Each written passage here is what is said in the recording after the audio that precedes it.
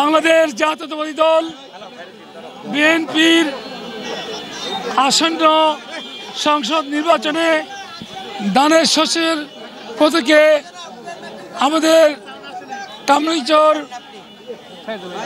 চকবাজার, কোতোয়ালি, লালবাগ আমরা আজকে অনেক দূর পর্যন্ত গণসংযোগ করে এসেছি। আমার প্রিয় ভাই বোনেরা, আসসালামু আলাইকুম।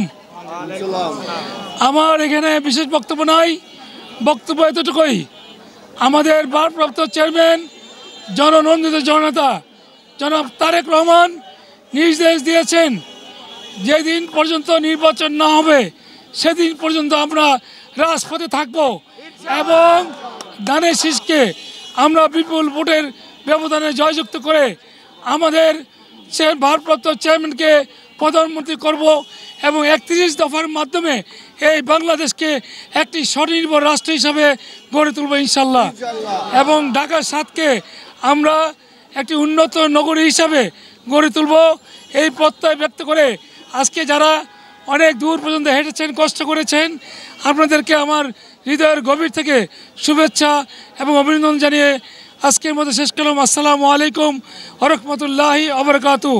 বাংলাদেশ জিন্দাবাদ, বাংলাদেশ জাতীয়তাবাদী দল জিন্দাবাদ, দেশ নায়ক তারেক রহমান জিন্দাবাদ, দেশ নেত্রী খালেদা জিয়া জিন্দাবাদ, শহীদ প্রেসিডেন্ট অমর হোক, অমর হোক।